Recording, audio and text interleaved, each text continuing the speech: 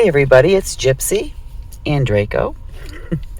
It is Monday, February 20th, and I think, what time is it? I think it says 8:12 p.m. It's either, I don't know. I'm in Illinois. Is that Central or Eastern? I don't know. Anyways, we're getting there. We're almost to Ohio.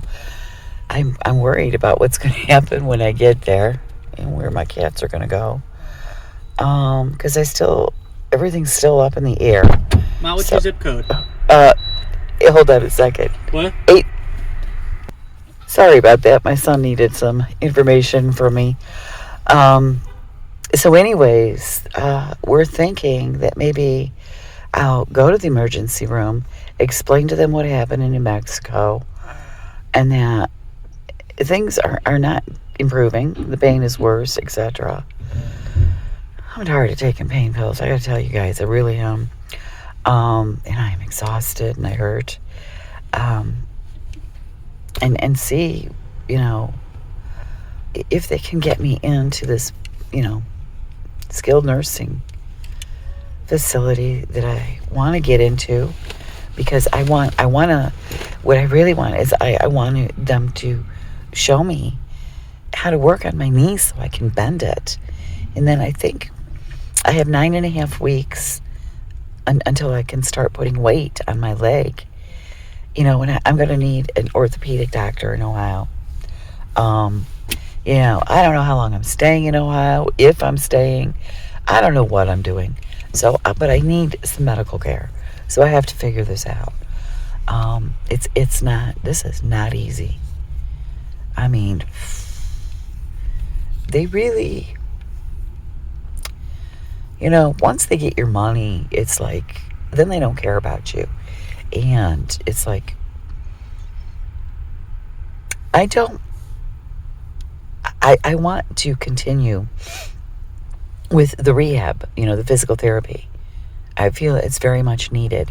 I want to get my leg back. I want to be using 2 legs, and I want to be active again. I was having so much fun. I mean, I told you guys this, I had chronic illnesses for years, and I was inactive. I was a mess, and I went out and became a nomad. I lived in nature. It improved my health, and I became active again, and I traveled the country. Then I started my homestead. I was having a blast. I don't want to go back to being chronically ill and laid up. I don't want that. I don't care how old I am. I don't care that I'll be turning 60 next year. I don't care. It's like I once told my son, Christian, I want to live until I die. I don't want to end up in a wheelchair permanently. This is temporary. I know that. It is temporary. I would like to make it as temporary as possible. In other words, let's get this show on the road. I want to get better. And the fact that I haven't even, they haven't even worked on me with bending my knee scares me. I feel that should have been started already, and it wasn't. My surgeon showed me a little bit of a massage to do, but it was very quick, and I really didn't get it enough that I feel I could do it safely without... I don't want to ruin his work. Draco wants to be in the picture.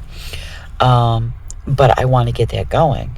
And my physical therapist at the Lovelace Hospital I was in, the rehab hospital, she says, okay, well, we'll work on that. I know what your doctor showed you. Well, she never did. So I'm just not satisfied. I'm not happy. I'm still in pain, and I am not where I wanted to be at this point. So I have a cat protesting here. I think it's Persephone. I'm hoping I can get that help in Ohio, considering the world famous medical systems we supposedly have in Cleveland, Ohio. I should be able to get it, but in the past I have learned that's not always the case. It doesn't matter how good that medical system is. They're going to mess with you. So, wish me luck. I'm going to keep you guys posted. So everybody, I arrived in Ohio in the wee hours of the morning. My son and daughter-in-law dropped me off at the ER because of the pain and swelling. I don't know what time it is now. Let's see. It's 10:22. I've been here all morning. I just found out I have a blood clot, even though they prescribed me blood thinners. So I don't know. Waiting to see what their plan is for that. I'm just really tired. Okay, well, still couldn't get into any type of rehab facility. With all the pain and shit that's going on with me, I'm supposed to spend the day calling doctors. First, I have to find out if they're covered by my insurance company. Then I have to call and make appointments in the hopes that somebody will get me help for my leg, which the rehab center, though they are good, the therapists are good and stuff, never followed through, never started working and bending my leg or me, well, using it in any productive way, which they were supposed to because my surgeon told me that was what was going to happen, and it never did. So yes, now I'm in Ohio. I have no place to live. Nobody, and I mean nobody here, gives a fuck.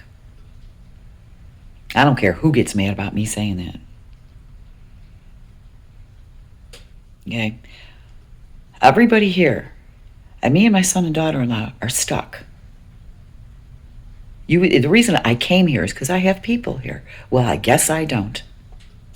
So anyways, all I've been doing is living out of hotel rooms, which we cannot afford. I can't get help from, well, those you think you should get help from, one of them including the medical places. The medical community won't help me. It's like they tell you, oh, if you do this, and then you'll get this help. And you do it, and you come back, and the story has changed. And it's like, well, you told us to do this. But every time you follow through on what they tell you to do, they'll change the story. Okay, it's ridiculous, and I've had enough. I'm tired of living in hotel rooms. Hotel rooms, for the most part, are not made for people in wheelchairs or walkers even. I told you guys about that. Right now, I am in a hotel room that's wheelchair accessible, for the most part. So this one is a step up. I think I would give it an 8 out of 10 for disability wheelchair accessibility. I'll show you around as to why. The other hotels I've stayed at did not have this at all. So I'm going to show you this, but I am very, very angry and upset. And I'm sorry that my original blog I got rid of and started talking about other stuff. Apparently, as boring as I find it, I was supposed to be talking about the medical corruption. Okay, and that was my spiritual plan, which is why I had a stroke and ended up with all those chronic illnesses and the medical community not helping me. Well, after I got on the road and started feeling better, I started talking about other stuff. My mistake. Sorry, universe. Anyways, I'm going to show you around this room as best I can. You see, I need both my hands, my arms, to move around. And so if I'm using my walker, I have to do these little hops, and I need both hands. In the wheelchair, I need to wheel myself. So it's going to be a choppy video because I have to stop the camera and move myself to another part of the room, which is going to be difficult. But this is Red Roof Inn's idea of wheelchair accessibility. Okay, yes, we're having yucky weather today. It goes from snow to sludge to rain to back to snow to sludge to rain. Anyways, this is the entry door, okay? Now, coming in, you have the bottom door frame. I cannot use my wheelchair alone to get in and out of here, so I have to use my walker. And I am a smoker, and you do not get wheelchair accessible room and a smoking room. You have to pick one or the other. So when I go outside to have a cigarette, I have to use my walker. I can only use one leg. My right leg is the only leg that's functional. So I go outside and I have to stand against the wall with my walker. This is very difficult. So I would say there has to be, for the disabled in a wheelchair, and even getting over my walker can be pretty scary because I have to hop. And I know it doesn't look big, but when you have this going on, it gets scary. So my son has to push the wheelchair and kind of do a pop a wheelie to get me over this ridge here. So for this part, I give this a 0 for accessibility through the door. Once you're in, it gets a little better. But the good thing is, okay, there's your peephole up there, and for wheelchair people like me, there's a peephole down there. So that's good. Now coming in here, this is good. My son it was the only place to put my suitcase, so it's a little tight squeeze, but it's not bad.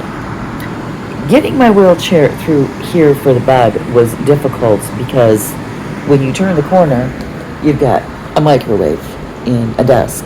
It's a very, very tight squeeze. So I go through here. Oops, sorry, my hand's in the way. I go through here backwards so I don't have to turn. So I'm on the other side of the room. That's the door coming in, and you've got this little narrow area and that narrow area. Oh, also with Red Roof, you only get one bed if you're disabled. So if you're with a group, well, I'm not sure what you're supposed to do. So yeah, it was a little hard. The night table is too small. Once I'm in bed, it's too hard to get up and keep getting things because I have to get in the wheelchair or use my walker, which it's just not convenient. Okay, so this area here. So this was the best option for me to get in and out of bed because my wheelchair, it fits very nicely in here. Okay, so the sink is right there. For me to get ready for my day, wash out, brush my teeth, brush my hair, put my makeup on, I have to be sitting in my wheelchair. That's too long, way too long. I mean, I think I can stand at the sink for about 3 minutes. So it's going to take me longer. I have to use my wheelchair. So I'm going to say, yeah, they do give you enough space between the dresser and there to get your wheelchair in. So that's a good thing. Now, the best thing is the bathroom. I can wheel myself in here. They have the switch plate down low, so I can put this in here. And let's see. So you've got all this room to get your. When I come in, I have to face my wheelchair towards the toilet if I use it. When I'm feeling up to it, I use my walker to come in here, which is easier. But if I have to use my wheelchair, say I'm having extra pain at the moment or I'm very tired to use a wheelchair, it works good because I have to have my wheelchair facing the toilet and then I have to kind of shuffle around on my right foot. So it works great. I can use either my wheelchair if I have to or my walker in here. But what's even better, it's a roll-in shower. Okay, so this is all open. The drain is not in the middle of the floor. For those of you who are in a wheelchair, what we all know is a drain that dips down is going to give you problems.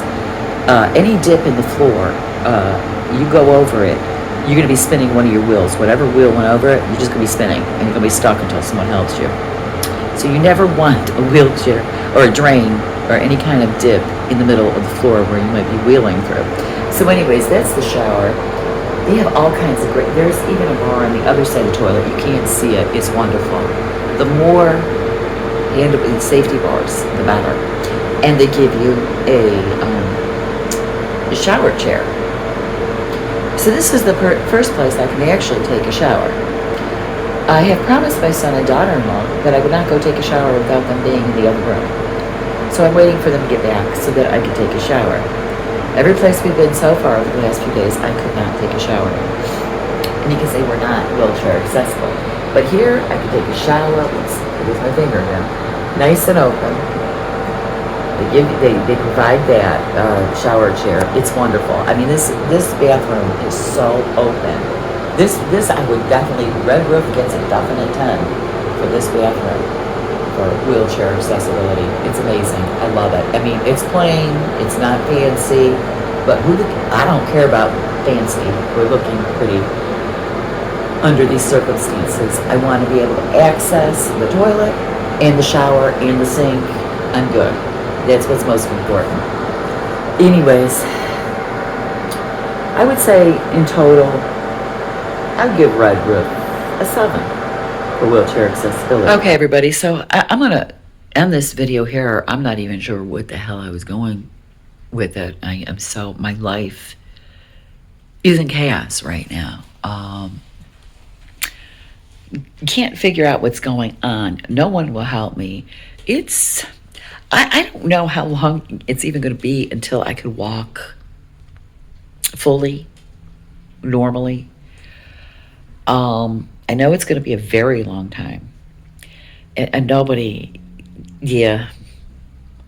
really taught me how to do practical living skills with one leg.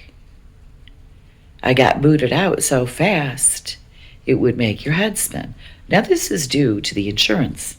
Now you would think healthcare workers who truly cared about their job would put in more of an effort to fight for patients, especially a case manager.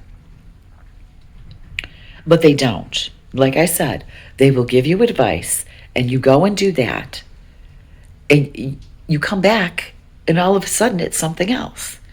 Now the case manager at the place that I wanted to go to here in Ohio, she's doing her best right now, and I say right now because it's always subject to change, to help me.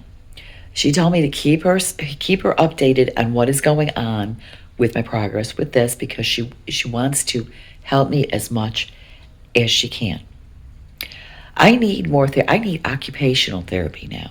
I need somebody to show me because, well, when my Humana, my insurance company, decided I could walk, so did everybody else. This is not my definition of walking, having to hop with the wheelchair. I have no hands to do anything because I'm busy, walking with my hands. So it's like, well, how do I cook? How do I, do anything? I can't carry something across the room. Even in my wheelchair, I don't have the space on my lap and I have to use my hands. So even here in this wheelchair accessible hotel room, I'm having trouble doing things on my own. My daughter-in-law, in order for me to use the coffee pot, had to make sure there was either bottles or water, glasses of water near the coffee pot. And then she had to move it off the microwave down onto the vanity table where I could reach it and see, to pour in the water and make my coffee. I can't just, go. I just can't do things like I used to. So nobody has really taught me how to do this because I could hop a few feet with the walker before my arms get too tired, or I could stand for about 3 minutes. They'll decided I can walk. But, all right, so I can walk a few feet. How do I carry things? If I'm going to make myself something to eat, how do I carry the pan? How do I carry, even if I put in dish first? Well, how do I get it to the table? How do I do this? These are the things they neglected to teach me. And more importantly, they never, ever started working on bending my knee, which I need to drive. So I will be going off on our corrupt medical system, which includes insurance and the medical community. If I could find anyone who is like an advocate or an attorney, anybody who knows about these things, who knows how to, has knowledge, I'm hoping to find somebody like that to help me with this. And no, it's not so much financial compensation I want, although mostly my son and daughter-in-law are losing a lot of money because when you have a mother already on disability, she doesn't have a whole hell of a lot of money, so you're helping out. So my family and I are losing money, but it's not so much that. I want somebody who can help me, point out, how the system is wrong. I mean, I'm experiencing it, I know. Just don't know how to explain it that well. But help me bring this to light and have it, not just bring it to light, I want it changed. This is not healthcare. This is abuse. Somebody gets hurt, they get sick. It's not healthcare, it's abuse. So I'm going to leave you guys with that. Blessed be, and make it a joyful one.